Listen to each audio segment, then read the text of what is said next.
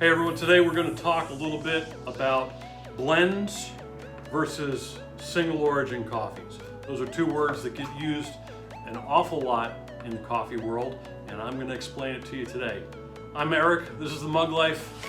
I didn't choose the Mug Life chose me.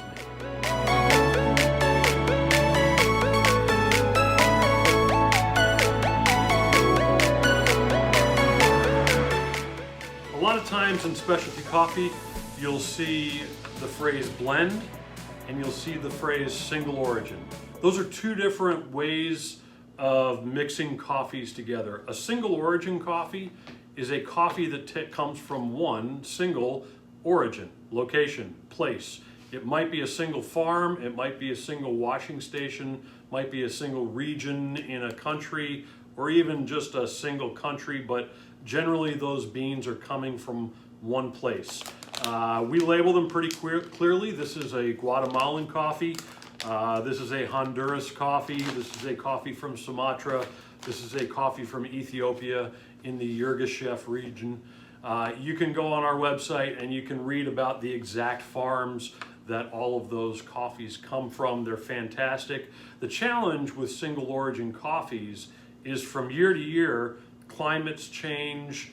You might have drought, you might have a pest infestation or something like that. So sometimes it's hard to be consistent year over year in your flavor profile with single origin coffees. That's where blends come in. Blends are where we take multiple coffees from different origins and mix them together in order to achieve a specific flavor profile. So in our product line, we have our front porch blend, we have a breakfast blend, we have our Forte espresso blend, and we have our 321 Mocha Java blend, which I talked about last week. You can learn a little bit about what Mocha Java is, and it doesn't have anything to do with chocolate, sorry. But blends are when we take a bunch of different coffees from different regions and combine them together to get a consistent flavor profile.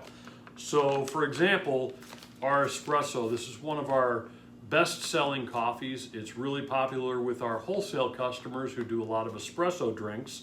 And those customers want to have a consistent coffee. It needs to taste the same all the time.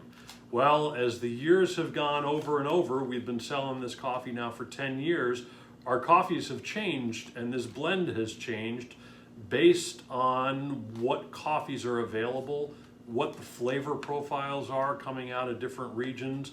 Maybe we had a bad year at a farm. I've had importers go out of business and not be able to get me the same coffee, so I need to source different coffees. But when I'm doing a blend, I can have the same flavor profile in that coffee year over year consistently, no matter what, in that blend, no matter what coffees I put in there. Right now, today, our Forte espresso blend, for example, is a blend of our Honduras, a Sumatra, and a Brazilian coffee that we mix together in here in order to get the flavor profile that we want. Next year, we might have to change things over. Who knows? We'll see what happens. But in order to get that same profile, we might have completely different coffees in there. Blends kind of fell out of favor a little bit because what would happen is instead of blending to reach a particular flavor profile, some roasters would start blending in order to save money.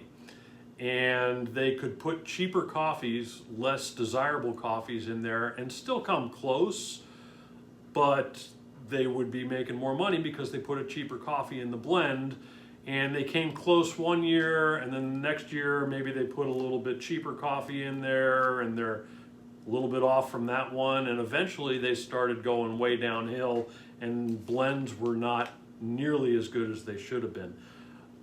Almost all specialty roasters, at least that I'm aware of today, are not blending strictly on price alone or just to save a buck or two. They're blending to reach a particular flavor profile and maintain consistency with that. I'll give you another example. Our front porch blend is one of our most popular coffees, and if I were to change that radically or just not sell it anymore because we couldn't get that particular coffee, we'd lose a lot of business. So we put that blend out there so that we can source coffees from different regions year over year to get this exact same flavor profile. So that's kind of the difference. Single origin coffees, they're from one particular region or even one particular farm or even maybe one particular plot of land on a farm. It can be really specific. Whereas blended coffees are from multiple regions, multiple different coffees that are mixed together in order to achieve a particular flavor profile. I hope that helps you out a little bit, and as always, keep serving coffee people love.